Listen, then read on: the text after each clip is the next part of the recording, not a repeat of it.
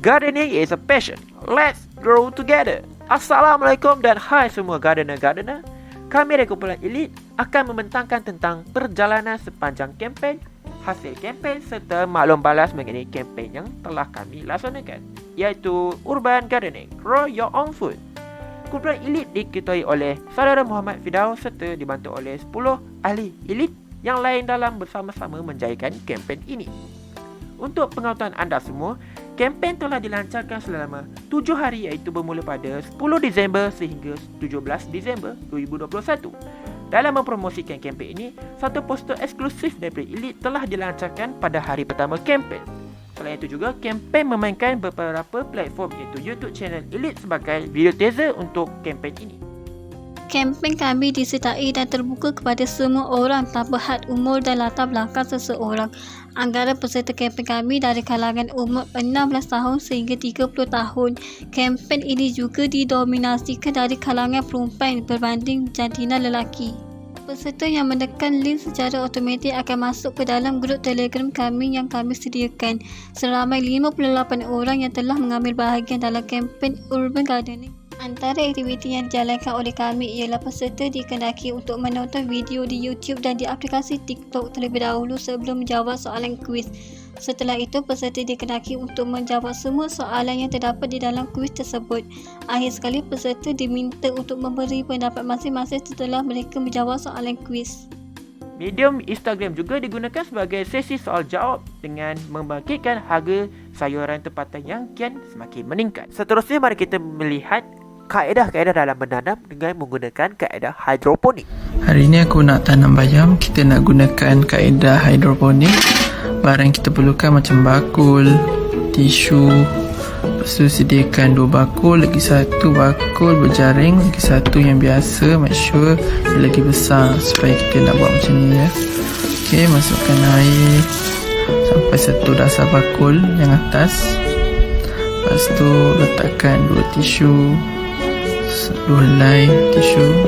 Lepas tu kita lepas tu kita letakkan benih. Aku orang boleh dapatkan kat kedai RM2. Taburkan benih bayam kat atas tisu. Benih tu jangan terlalu banyak dan terlalu rapat. Lepas tu spray dengan air, biar benih tu jadi lembap. Lepas tu biar dia bertutup gelap untuk kita semai benih pokok. Tengok, daun pun dah bercambah, dah boleh letak nutrien. Okey, akar pun dah keluar, nampak? Okey, nutrien ni aku beli kat kedai Eco Shop. Kita boleh letakkan 1 penutup bekas kacau-kacau. Make sure air paras dasar bakul yang atas sehingga menyentuh tisu. Hari-hari korang kena spray dan letakkan di bawah sinaran matahari. Jom sama-sama kita menanam. Seterusnya ialah rational campaign. Kempen yang dijalankan ini bertujuan untuk memberi pendedahan tentang kelebihan menanam kepada penduduk bandar. Selain itu, kempen ini dapat menambah pengalaman dan ilmu pengetahuan tentang tanaman makanan yang boleh ditanam di dalam rumah. Seterusnya, tentatif kempen. Pada 22 hari bulan 11, kami menghantar laporan bertulis. Kami juga melakukan perbincangan tentang kempen yang akan dijalankan serta membahagikan tugas kempen kepada ahli kumpulan.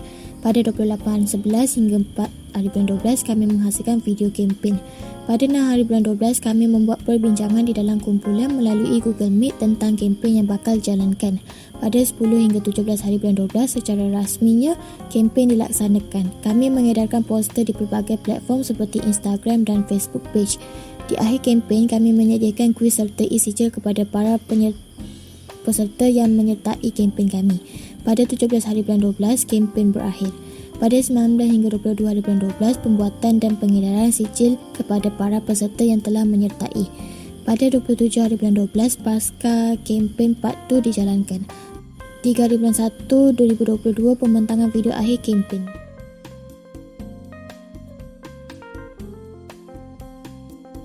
Kita masuk kepada borang maklum balas peserta program.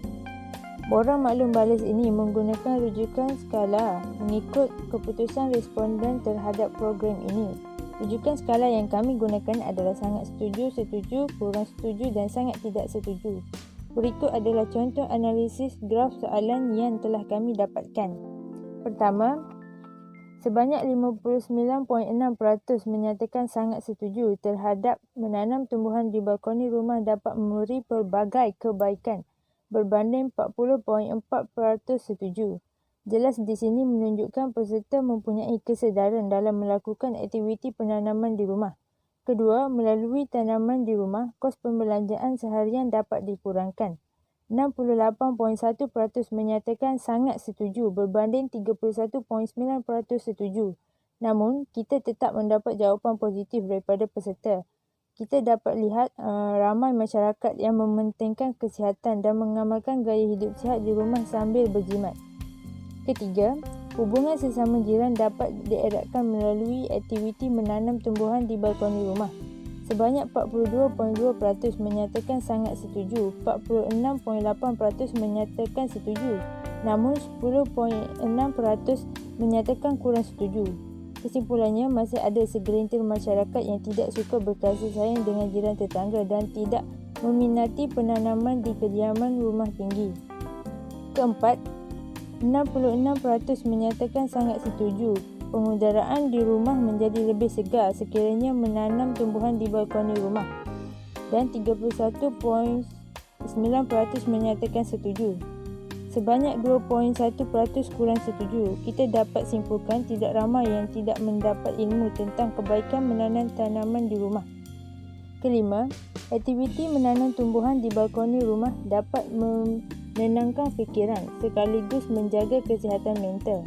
Kita mendapat 100% positif yang mana sebanyak 59.5% sangat setuju dan 40.4% setuju.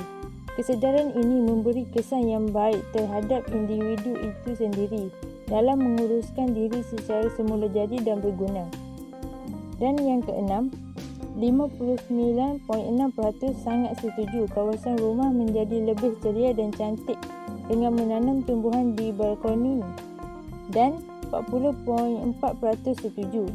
Kita dapat lihat masyarakat telah terdedah dengan kebaikan penanaman pokok malah dijadikan hiasan untuk menaikkan lagi seri rumah dan boleh dijadikan makanan. Masyarakat bijak dalam menguruskan situasi.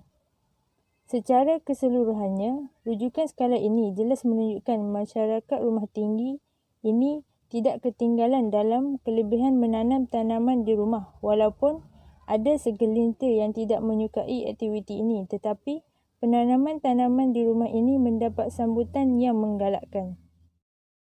E-Sijil dibekalkan kepada peserta yang mampu menjawab kuis. Sebagai perhargaan menyertai program ini, E-Sijil akan dihantar melalui email pendaftaran peserta. Ini adalah contoh E-Sijil yang kami bekalkan kepada para peserta program. Kempen ini mampu mencapai objektif yang telah ditetapkan. Objektif yang pertama ialah memberi kesedaran kepada penduduk-penduduk bandar di bangunan tinggi seperti kondominium, pansapuri dan flat mengenai kelebihan menanam tumbuhan makanan di balkoni rumah. Objektif ini berjaya dicapai selepas penyebaran poster dan video. Peserta dapat mengetahui kelebihan menanam di balkoni rumah.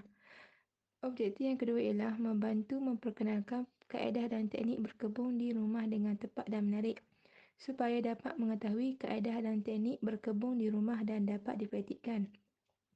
Objektif yang ketiga ialah menyalurkan pengetahuan tentang kepentingan mempunyai kebun di rumah dari aspek pengudaraan yang baik, bekalan oksigen berterusan dan hiasan dalaman semula jadi yang menenangkan jiwa setiap penghuni. Kempen Urban Gardening Grow Your Own Food telah mencapai jangkaan kumpulan kami. Jumlah sasaran peserta yang menyertai kempen kami secara online telah mencapai sasaran yang telah ditetapkan. Penemuan yang dapat daripada kempen yang dijalankan. Sebelum kempen dijalankan, terdapat penggunaan kos yang sangat tinggi seperti pembelian tanah dan pasu. Selain itu, banyak kawasan terbiar kerana mereka tidak memanfaatkan ruang kawasan yang ada. Seterusnya, amalan hidup tidak sihat seperti membuang lebihan tanaman yang dibeli. Selepas kempen dijalankan, ia dapat menjimatkan kos serta menjamin kualiti tanaman. Tanaman yang menggunakan kaedah hidroponik bebas daripada racun serangga dan baja. Seterusnya, ia dapat menerapkan nilai murni. Nilai murni seperti berjimat-jimat, rajin dan cinta akan alam sekitar.